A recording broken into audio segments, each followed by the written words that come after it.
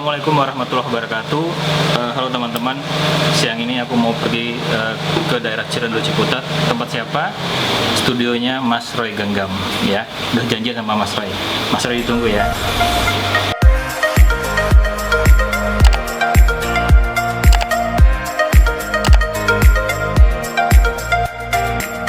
Itu warnanya Lazuardi kayak di Metakinetic. lukis-lukis. Ini juga keren ini. Nah, iya kayak gini maksudku. Ya, itu Ya yang keren dong yang dibawain. Gimana Ya sih? Allah. Kalau ini yang super red, Masya Allah. ya ada 2 ekor. Bagus banget. Ini buat saya maksudnya. Yoi, kan ularnya nggak ada, ganti ikan. Ini keren banget tuh. Ini koleksi-koleksi yang dulu ya? Wah, itu tahun berapa tuh? Tahun Udah lama banget. Iya. Itu tahun ini nih lama, ini yang lama bener. Ini tahun 93 94. Itu gajah. Ya kan dulu pernah pameran di itu di GFC kan. Judulnya Gajah dan Orangutan. Oh, aku pernah dengar. Pernah dengar ya? Udah lama banget tuh. Udah lama ya, itu tahun 94 lah. Kayaknya masuk foto media deh ya? Iya, tempat itu. Iya kan? Assalamualaikum. Waalaikumsalam. Maklum lah tempat kerja kayak gini. Terus kalau ruang studionya di mana? Di atas? Oh ini. Mau ngintip? Mungkin dong. Aku ngintip semua nih. Ini judulnya apa? Kalau yang bongkar rumah fotografer. Ini teman-teman, kita sekarang ada di studionya Mas Roy. Wah,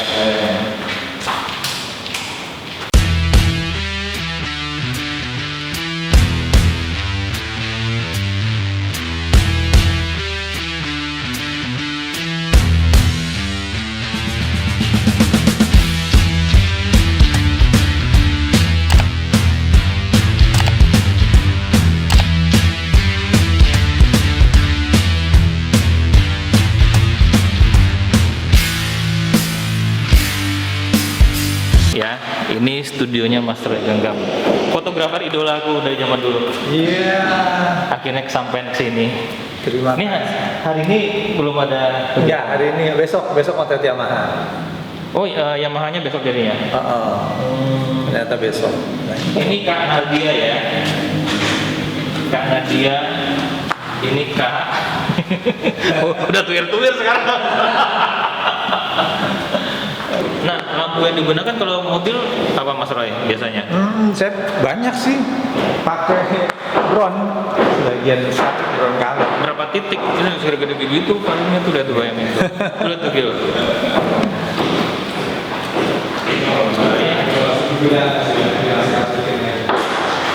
Kemarin baru dipakai, ada temannya Akbar sewa gitu. Akhirnya untuk teman-teman gitu boleh pakai kalau pas lagi nggak motret. Disewakan ya. Ya teman-teman, kalau ada yang mau nyewa studio keren gini susah-susah loh, apalagi bisa buat mobil loh, ya kan? Nanti tinggal kontak Mas Roy. Tapi catatan kalau lagi nggak dipakai, kalau lagi sering dipakai. Nih teman-teman bisa intip nih lampu-lampu yang dipakai sama Mas Roy. Udah dari yang mulai tua-tua, yang udah. Iya. Sebagian ditaruh di gudang gitu masukin. Tahu kan gunanya tangga? Ya kan? Untuk top angle. Tuh, boom stand-nya aja begini. Kapan ya jadwal aku belajar ya? Bikin aja, bikin kelas lah kalau enggak. Nah, itu dia ngobrol itu. Mau lihat ke belakangnya kalau Ya, di sini. Oh, nyaman bro. Iya kayak gini lah. Tuh, bisa. Banyak kandang burung, isinya burung hantu semua itu. Yang cuma satu yang bukan burung hantu, yang lain burung hantu semua.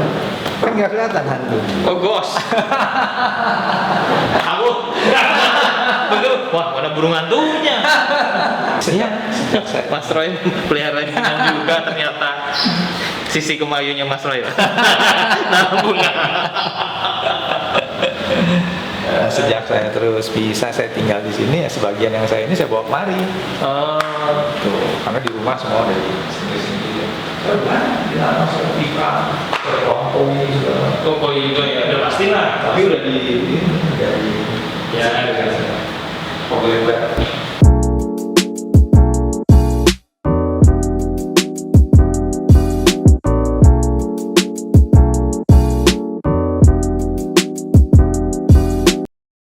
Oke, Assalamualaikum warahmatullahi wabarakatuh. Teman-teman, Oi sekarang ada di tempatnya Mas Roy Genggam, tepatnya studio fotonya Mas Roy ya. Tadi udah lihat waktu pas datang masuk, keren banget dan sangat lengkap ya. Makanya nggak disalah lah, Mas Roy ini adalah fotografer komersial. Nah, dulu kalau ngomong ya era tahun 90-an sampai 2000-an, 70% tuh foto komersial tuh fotonya Mas Roy semua. Ya, jadi itu merasa bahagia banget bisa main ke sini ya. Itu izinnya lama banget tuh, atur izinnya tuh, proposalnya gitu kan. Tapi alhamdulillah, makasih ya Mas Roy udah diterima ya di sini ya. Makasih mau ditengokin. Terakhir kita ketemu yang setelah di Padang, ada ketemu lagi nggak sih? Saya datang Apa ke Jogja ya, di Jogja ya? enggak ke Senayan saya mampir kan. Oh iya, ke Senayan ya. Ke Senayan yang lagi bongkar-bongkar tuh. Dulu tempatnya kita Mas Dodi tuh. ceritanya ke Sumbar dulu. Mas Roy ini. Perlu diceritain nggak sih? Saking Nggak, dia tuh lucu. Mas Roy ini kan pecinta binatang ya. Jadi kita motret pacu itik. Itik itu ya bebek lah, itik terbang sampai ditembak. Itiknya iseng bener ya. Pilih-pilih deh. Bener. Kok saya gitu yang kena gitu kan. Mas Roy, nama Mas Roy lengkapnya apa Mas Roy? Ada gajahnya Ada kan? ya. Roy Gajah Seto Genggam Nusantoro. Roy Gajah Seto Genggam Nusantoro ya, nama bekennya Roy Genggam, tapi nama aslinya panjang banget. Ada gajahnya. Saya dapat info dulu dari Mas Roy juga, sekeluarga itu pasti ada nama binatangnya, nama namanya. Iya. Mas Roy kebagian gajah, makanya teman-teman tadi ngeliat banyak ornamen-ornamen gajah sekitar studionya. Nanti bisa dilihat lagi ya gitu. Nah, kali ini aku tuh cuman pengen ngobrol, sebenarnya pengen ngobrol santai karena udah lama nggak ketemu, apalagi saat pandemi gini. Tapi nggak apa-apa lah kalau bisa direkam, ada sesuatu yang bermanfaat bisa buat di-sharing, buat inspirasi buat teman-teman yang lain gitu ya. Makasih loh Mas Roy sekali lagi. Oh, terima kasih kembali. Gue senang banget bisa main ke sini, tapi lagi lihat studionya. Gila studionya. Ya, biasa. Bisa buat mobil loh ya. Cuman buat kapal aja. Kapal-kapalan. Kapal-kapalan bisa. Nah, Mas Roy sendiri itu aku tahu banyak bikin eksperimen foto, ya kan, terus di-sharing ke medsos. Nah, itulah yang bikin kita jadi omongan loh sama-sama teman fotografer. Gitu ya. Termasuk Bang Arbain gitu kan. Mas Roy ini salah satu fotografer yang senang berbagi, tidak pelit ilmu.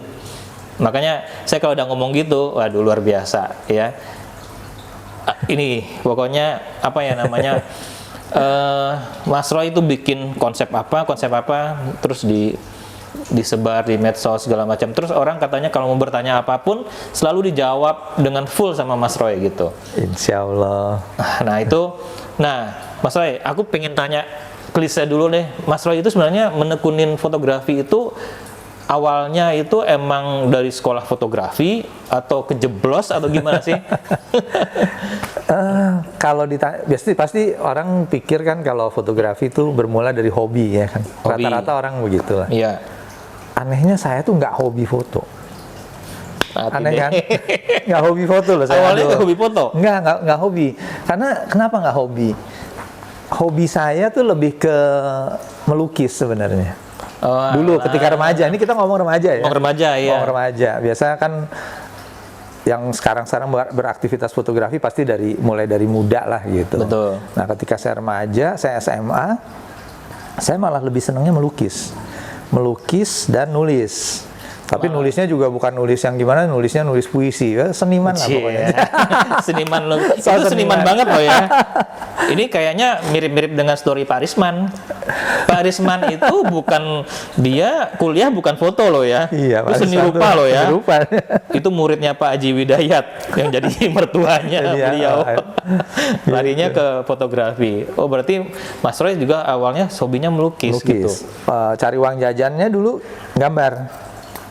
Jadi ketika SMA itu SMA tuh saya suka bikin ilustrasi di majalah gitu. Oke. Kan zaman SMA saya tahun 80 lah. 7 Gila, lu lahir belum 80. tua lah pokoknya, tua banget lah gitu kan. Enggak lah. Enggak banget sih, tua Di aja. fotografi kita nggak ada yang tua lah. Jangan gua lihat rambut aku yang putih Asik. itu enggak lah. Setidaknya dia lebih tua. Gitu. Nah, tadinya pinginnya sekolah seni rupa saya. Oh malah pengen Pinginnya seni diisi. rupa. Zaman dulu kan Isi, IKJ. itu zaman dulu Asri. Asri betul. Pengen banget, Akademi. saya pingin dia Asri. Atau kalau nggak Asri ITB seni rupa. Pokoknya pengennya begitu gitu. Cuma mana ada sih orang tua yang ngizinin? Setuju. Nggak ada. Mana ada Aku orang dulu tua pengen yang masuk bolehin? Aku masuk Nggak boleh. IKJ pun dilarang. Iya kan?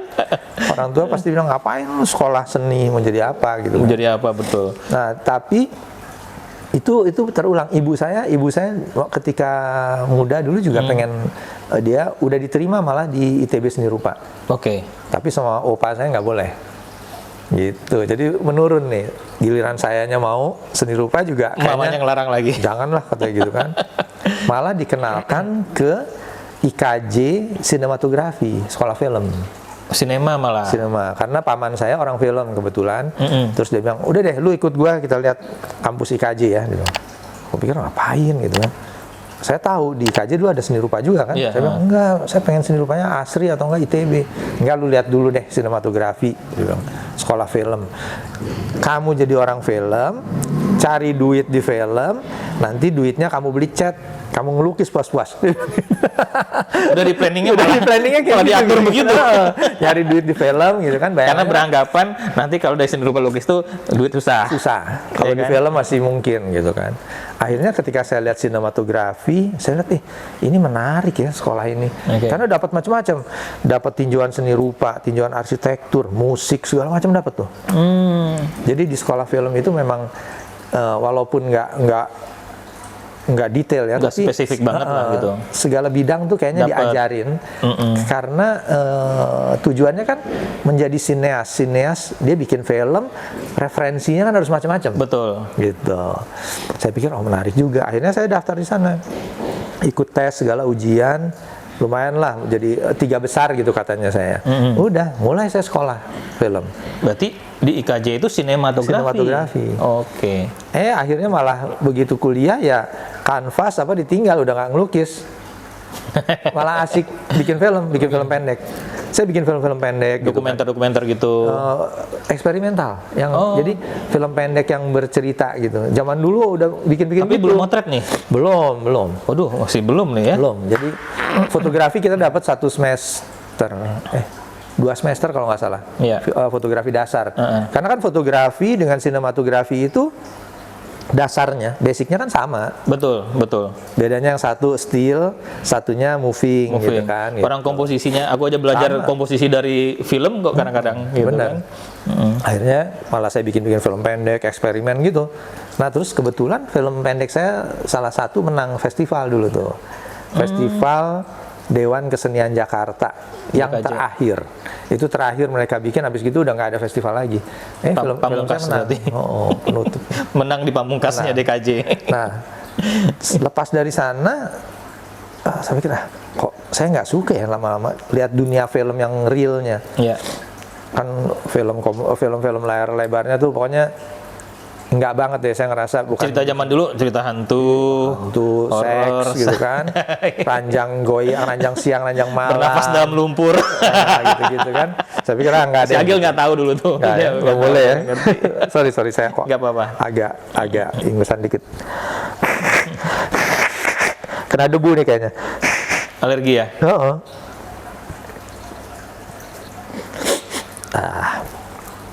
Gitu. Jadi ya. Berarti masuk IKJ tahun berapa Mas Roy dulu? Saya lulus SMA-nya tahun 1980. Berarti 81 udah di IKJ. Di IKJ angkatan 80. 80 ya. Angkatan 80. Nah, akhirnya pas udah harus gue nih harus hidup gitu kan, udah masa mau di kuliah udah masa nebeng orang tua terus gitu kan. Apa gitu ya, mau kerja film kok kayaknya nggak cocok lah, dunia film buat saya nggak gitu kan. Jadi fotografer deh. GR pede banget kan. Gue bisa bikin film, fotografi itu gampang, bayangannya gitu. Lepas dari sana bikin kartu nama tuh. Jadi kalau ketemu orang nih, kartu nama Roy genggam, bawahnya fotografer, gaya kan? Ya, Gitu kan, itu ya kasih. teman-teman ya. Aku catatnya tuh harus pede dulu di awal ya. Pede. Bikin kartu nama. Bikin Kan banyak kartu orang nama. nanya, Mas Roy, Iya. teman-teman kalau di acara obras tuh gimana sih cara memulai? Nah, itu kan mulai zaman dulu. Zaman dulu. Zaman dulu kan harus bikin kartu nama, Nggak ada sebarin. sosmed, nggak ada buat Makanya. promo-promo kan.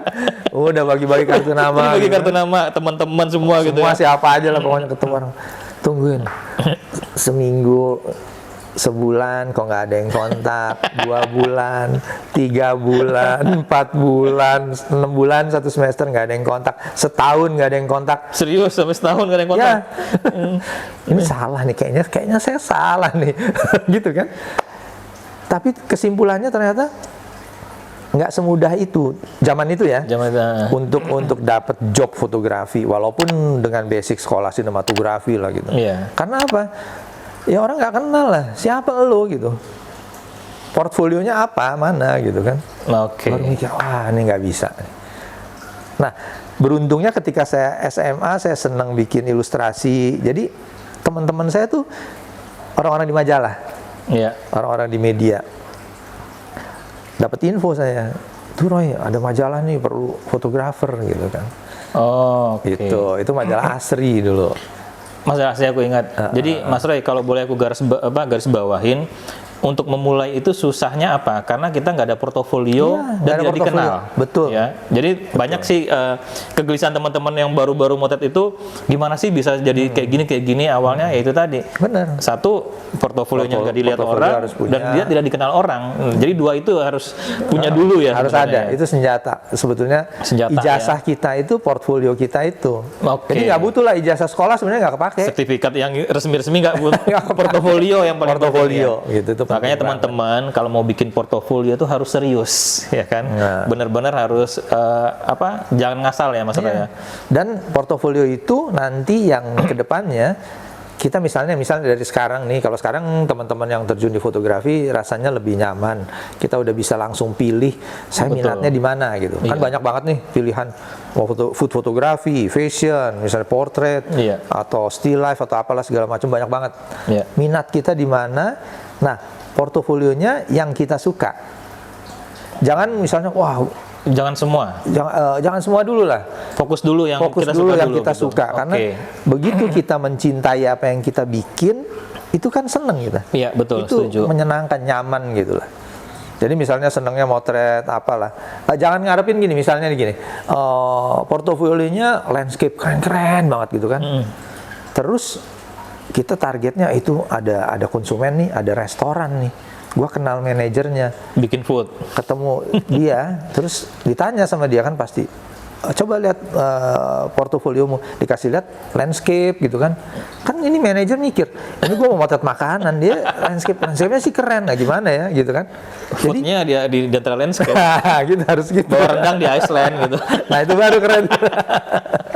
Ya, Jadi disesuaikan jadi ya. disesuaikan lah, fokus portofolio kita apa, yaitu kita jualnya. Nanti kalau udah jalan terus ternyata minatnya motret ini motret itu, silakan, nggak apa-apa. Tapi fokus dulu yang permulaan nih, supaya si klien yakin, gua nih Gua nggak memberi salah pilih nih gitu ya.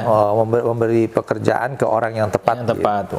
Oh, jadi Mas Roy mulai dulu awalnya di majalah Asri. Majalah Asri, Nah, yang majalah difoto apa? arsitektur interior. Itu arsitektur dan interior. Jadi saya punya kesempatan dulu agak banyak tuh. Alhamdulillah dulu banyak kesempatan. Ada tawaran di Gramedia, mereka mau bikin majalah. Tapi saya dengar ternyata majalahnya jurnalistik, majalah berita. Waduh, kayaknya sayang nih ilmu lighting yang saya pelajari di sinematografi, kayaknya Nggak kan terlalu kepake banget nggak terlalu gitu. kepake, sayang. Biarlah Arbain yang ngurus lagi. Udah kasih Arbain lah gitu. Terus ada kesempatan di Asri. Wah, ini Asri kayaknya menarik. Karena yang kita foto arsitektur rumah gitu kan. Iya. Zaman itu jangan pikir kayak sekarang. Kita pakai digital, motret arsitektur tuh sangat teknisnya sangat nyaman lah sekarang. Kalau dulu nggak bisa. Kita harus benar-benar nambah lampu segala macam, dan gimana caranya lighting tambahan kita nggak terasa. Jadi orang begitu melihat foto satu interior, lihat ini benar-benar lighting Aku lagi real. ngebayang ini Mas Roy, zaman Mas Roy dulu udah ada Photoshop belum? Belum, nggak ada, gila aja. Satu belum ada Photoshop ya kan. Kalau di sini kan kalau gambarnya gedungnya melewat di Photoshop bisa Nah, bisa dilurusin. dikoreksi. Zaman dulu kalau lightingnya salah, terus pakai film lagi kan? Pakai film. Pakai udah kebayang deh Bayangkan sisanya kan. ribetnya. Jadi lighting aja deh gini. Sekarang kita motret satu interior. Kalau sekarang dengan digital sangat sensitif. Ya. Bagian-bagian yang redup, yang apa tuh bisa keangkat. Betul. Kalau pakai film zaman dulu analog, itu di kolong-kolong gelap ya gelap. Berarti lightingnya harus benar perfect. Nah, ya, lightingnya Bang? harus perfect. Setuju. Tapi lighting itu nggak boleh orang ngeliat fotonya. Oh, ini ditambahin lampu di sini. Nggak boleh terasa itu. nggak boleh kerasa juga Nggak gitu boleh. ya. Karena Tuh, interior designer, catet ya. interior designer kan dia udah ngedesain satu bangunan misal. Iya. Dia ngedesain lampu di sini, di sini, di sini. Itu pasti udah dengan perhitungan supaya orang datang ke situ berasa cozy, apa nyaman Iya. segala macam gitu kan. Betul. Sekarang ditimpa pakai lampu fotografer jebret ambiar semua kan. Nggak berasa. ntar. Artistiknya hilang. Hilang. Itu harus bisa dipertahankan. Sementara ada bagian-bagian ruang yang kalau di analog tuh bakal gelap kalau nggak dapet cahaya tambahan. Oke. Itu tugasnya fotografer kasih fill in di bagian-bagian yang redup. Oke. Jadi cukup complicated. Ini ilmu semua nih. Workshop gratis nih kalau yang nonton nih. Jadi itu poinnya gunanya- jangan ngerusak hasil karya si desainer Iya, juga benar. gitu ya. Kita mau ngasih fill in-nya harus hati-hati. Jadi orang lihat pun seolah-olah nih lampu ini nggak ada nggak gitu. ada. Cuman emang terang gitu lagi. Gitu. Di situ harus seninya ya seperti Mas Roy. itu. Bener. Nah itu makanya kepake banget flash meter, light meter zaman dulu. Zaman dulu ya. Tiap sudut tuh ukur. Oh ini berapa stop selisihnya. Berarti ngukur gitu. juga ya kayak gitu Ngukur ya? dong. Aku pikir dulu light meter tuh biasanya ya kalau dulu kan aku lihat Steve McCurry motret orang yang videonya kan diukur dulu. Pikir buat motret orang doang. Ruangan juga iya ya. Woi, ruangan sangat justru setiap bagian. Nah, sekarang coba Mas Dodi bayangin nih ya. Misalnya kita motret interior, ada jendela gede gitu kan. Betul. Ternyata view di luar itu ada taman bagus gitu kan. Iya. Interiornya bagus, tamannya bagus. Kita pengen dapat dua-duanya. Dapat dua-duanya. Dalam satu view tuh kalau kita mata gini kan enak. Gue bisa ngeliat pojok situ enak, keluar, oh bagus banget. Tapi di film analog itu susah loh. Mau expose yang di luar, dalamnya Dua gelap. dimensi yang berbeda lagi. Iya kan? Mau ambil yang di dalam bagus, atmosfernya, Luar outdoornya over. Nah itu fotografer, makanya dulu saya suka bilang kalau fotografer bisa motret interior yang benar, Iya. arsitektur interior yang benar, fotografi yang lain itu semua Lewat. kacang goreng. Berarti pelajaran utamanya situ dulu. Heeh. Luluslah dulu motret Lulus interior itu, gitu ya. Nambah lighting, ngukur, semua gitu diperhitungkan. Kalau itu udah bisa ngatasin, Mas, udah deh. kapan ada acara pemotretan lagi? Aku mau ikut belajar. Nah, celakanya, nah ini kalau kita Celakanya ngomong, gimana? celakanya ngomong fotografer arsitektur interior sekarang, Heeh. udah nggak kepake. Kok gitu? Aneh kan? Begitu masuk era digital, ada teknis-teknis yang sangat simpel untuk motret arsitektur interior. Kayak misalnya apa ya? Yang HDR, terus apa lagi? HDR kepake ya justru ya. Kepake. Kan kita bisa shoot. Tapi pakai tripod nih kamera Iya, ya. Kita konsentrasi di outdoornya. Fokus outdoornya. Tak ambil, habis gitu indoornya, habis gitu di stitching ya, di stitching atau apa teknisnya itu namanya? Berarti banyak Udah kan kayak apa gitu. namanya teknis digitalnya Teknis dong digital. sekarang. Sekarang kayak gitu. Motretnya standar tapi teknis digitalnya yang harus di lebih Banyak yang melakukan itu sehingga fotografer profesional justru nggak kepake. Karena orang ngerasa gampangnya gue bisa motret begini gitu. Jadi kok gambarnya gitu. si editor yang paling penting sekarang. Nah, sekarang jadi kayak gitu. Tapi ya pokoknya sejak saya terjun di komersial fotografi banyak sekali foto untuk arsitektur interior yang hilang dari saya gitu. Maksudnya saya nggak dapat job itulah gitu. Ya karena faktor tadi itu. Faktor itu dan juga rata-rata di dunia arsitektur dan interior, para arsitek itu juga rata-rata senang fotografi kan. Mas Ray, dulu Mas Ray kan bikin buku yang pertama itu pemotret maestro ya. Maestro Fotografi Indonesia. Maestro Fotografi Indonesia. Mas Ray motret beberapa tokoh banyak ya, mulai ada Mas Darwis, Pak Risman, Ferry, Iya. banyak deh pokoknya gitu kan. Nah, terus dengar-dengar aku katanya Mas Roy mau bikin buku lagi nih, ya kan? Bocorannya dong. Nah, ya kan? Sebetulnya kita lihat ini dasarnya dulu. Waktu saya bikin pemotret pertama itu, misi saya sederhana sebenarnya. Saya tuh ingin membukukan para Tokoh-tokoh itu tokoh-tokoh, tersebut. ya, Iya. yang saya anggap juga jadi guru tanpa mereka sadari. Saya tuh belajar dari mereka, walaupun Iya. ada yang belum pernah ketemu sama saya sebelumnya, tapi saya udah perhatiin karyanya. Justru ketemu pertama kali ada beberapa yang ketika akan saya foto baru ketemu saya, ada gitu.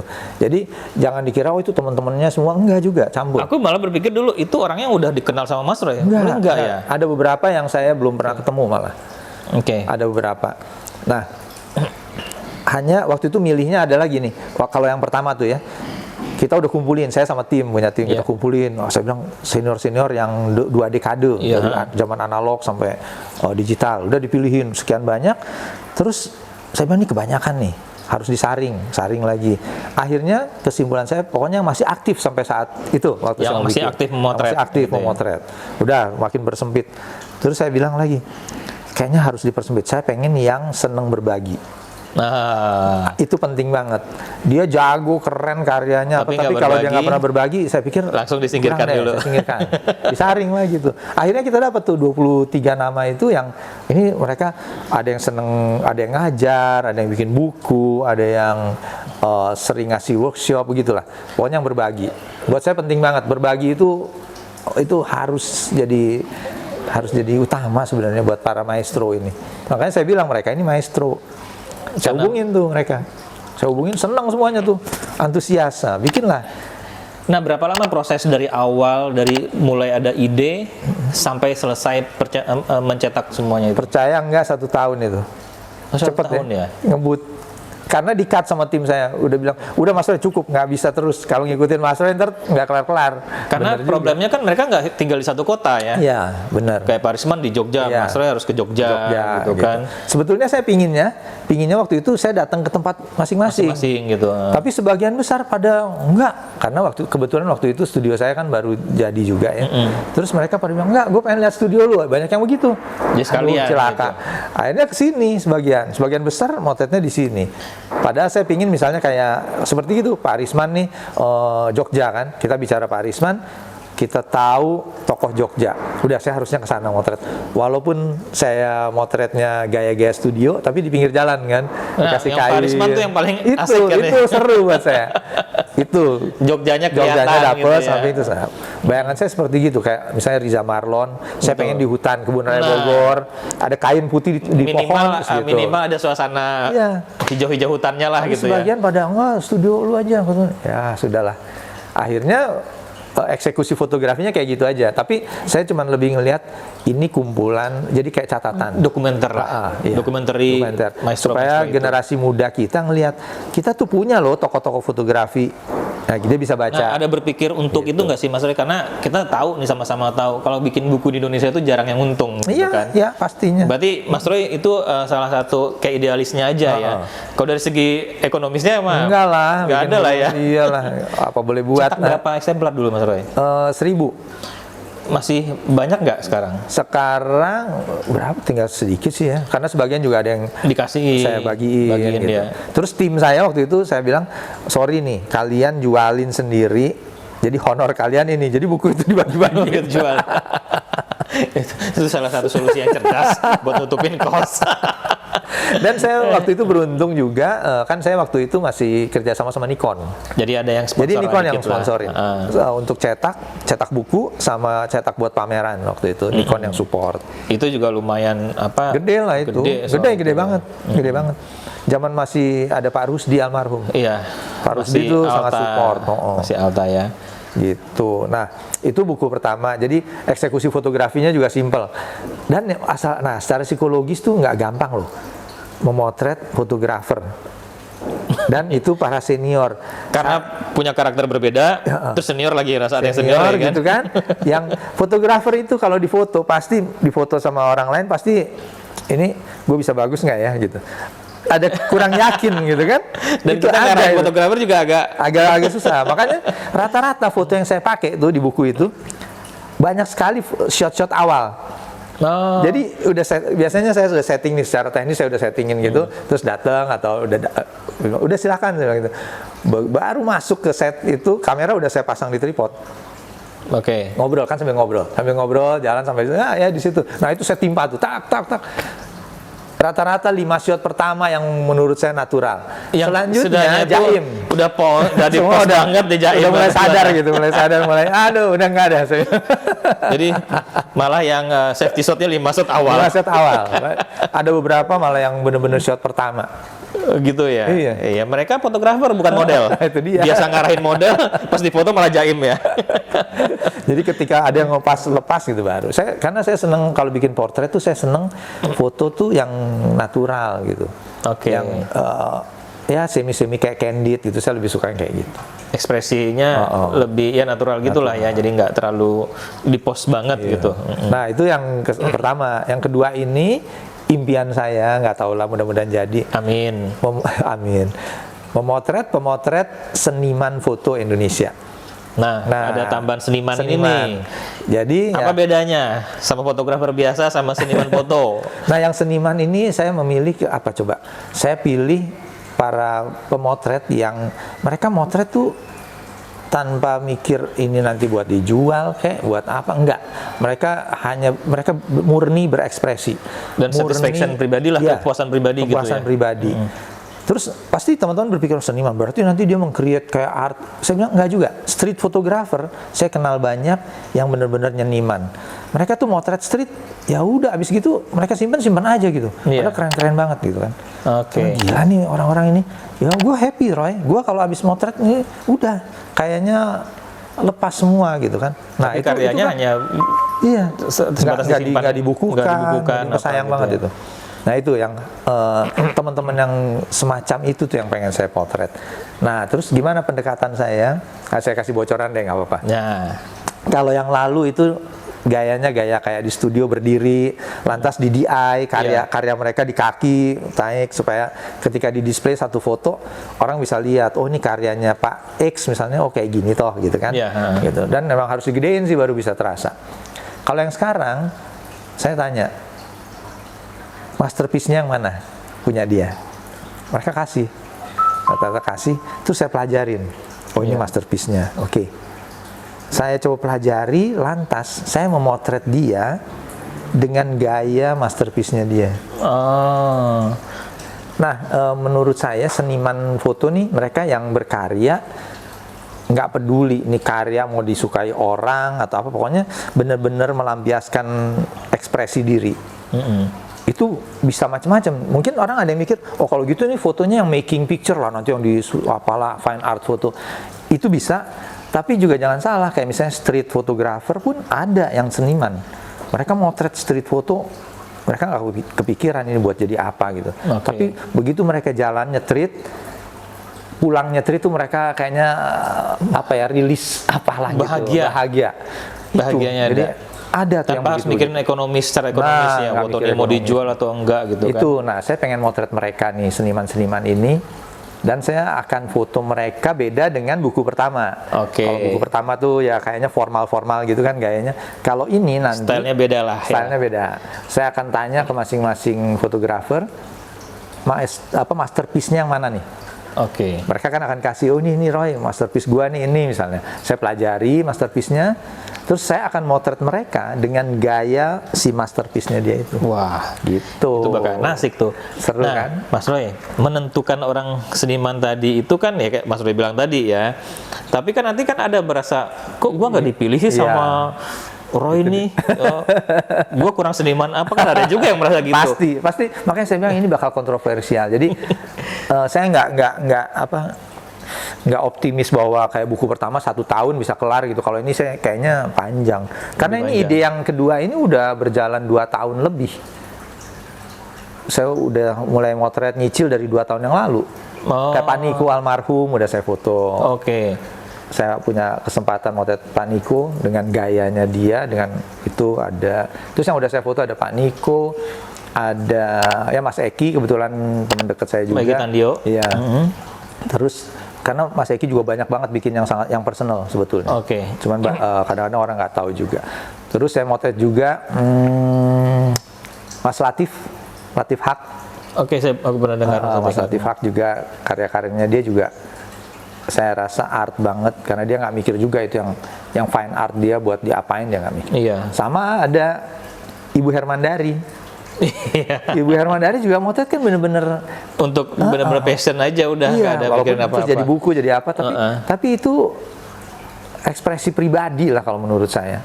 Betul. Nah jadi kira-kira arahnya sambil saya berjalan ini pun saya jadi melihat ke diri sendiri. Ini arahnya yang saya akan anggap seniman yang seperti apa sih gitu.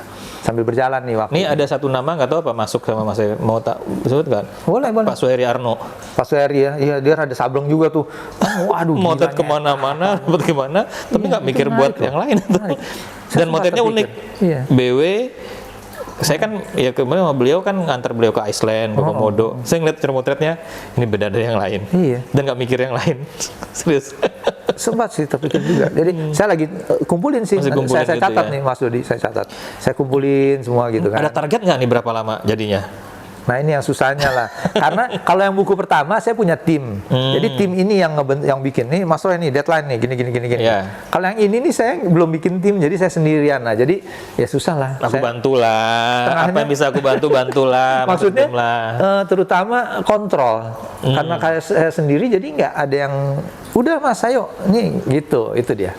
Jadi Ini time schedule-nya harus segini nih. Harus ini dulu fokus satu. makanya saya pikir ini saya belum targetkan karena saya juga kan ada satu buku yang nggak kelar-kelar nih Gajah. Yang gajah itu ya. Sebetulnya materinya udah semua sih.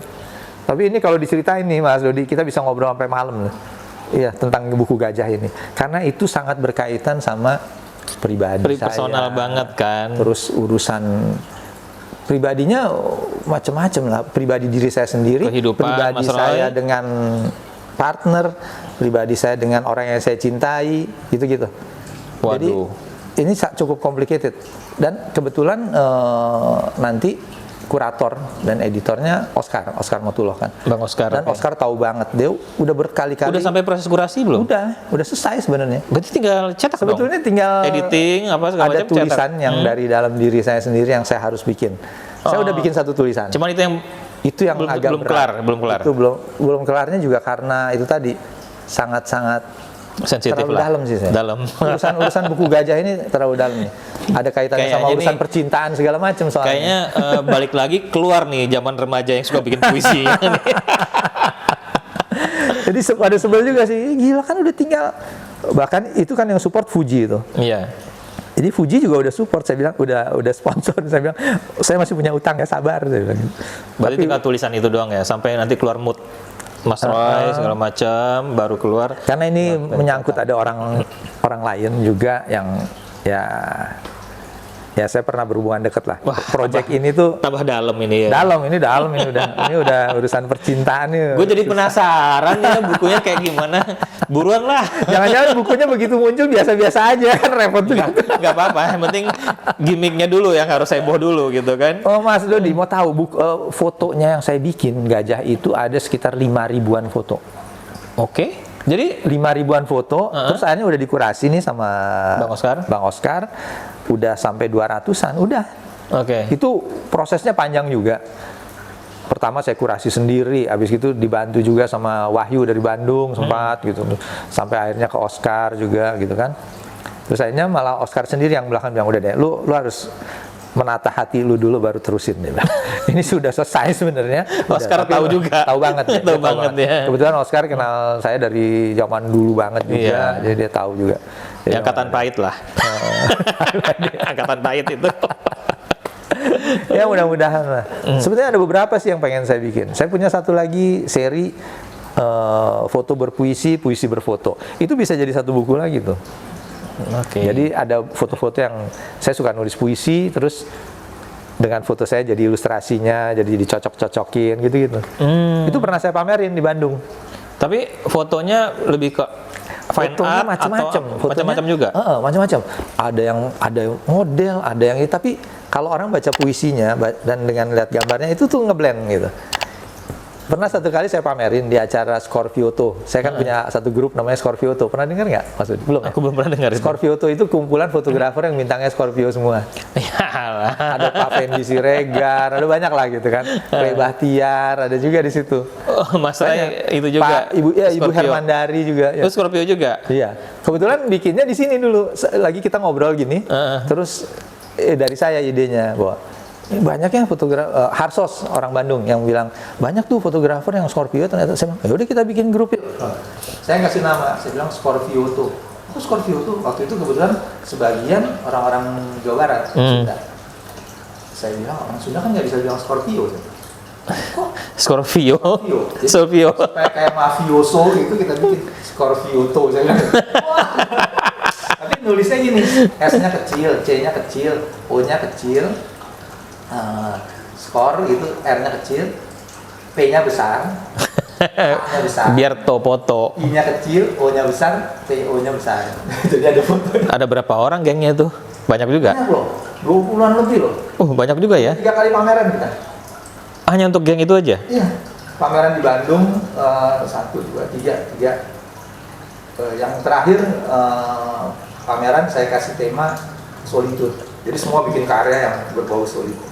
Berarti karya Mas yang di pameran tadi nyambung yang ke tadi dikasih puisi jadinya. Nah, kalau yang puisi itu pameran yang kedua. Sama Scorpioto itu. Jadi setiap tahun kita pameran. Yang Oke. kedua itu gini, yang foto berpuisi saya pamerkan. Fotonya saya cetak, teman-teman kan cetak foto gede-gede. Iya. Saya cetaknya 6 kali 6 cm. 6 kali 6 cm, terus di gini, panjang gitu, di tengah fotonya 6 kali 6 cm, di bawahnya ini puisi. Terus ada berapa belas foto tuh saya pamerin, setiap foto saya pasang di tripod. Di tripodnya itu saya gantungin kaca pembesar. Setiap tripod ada kaca pembesar. Jadi orang buat menikmati pamerannya itu dia melihat gini. Pakai kaca. Lucu bener tuh waktu pembukaan pameran saya lihat orang antri semua berjejer pada ngambil gantian ya terus pindah gitu. Saya ngerjain orang tuh. Itu happening gitu. Menarik. Cuma orang mikir ya kan. Teman-teman sendiri yang lain bilang, Roy, lu mau apa pameran puisi sih? Pameran foto puisi. Orang fotonya 6 kali 6, ya kan? Terus kaca besarnya tuh segini. Jadi orang benar-benar melihat. Saya bilang hargailah yang kecil. Kalau nggak ada yang kecil, nggak akan ada yang besar. Gitu. Wes ya dalam deh.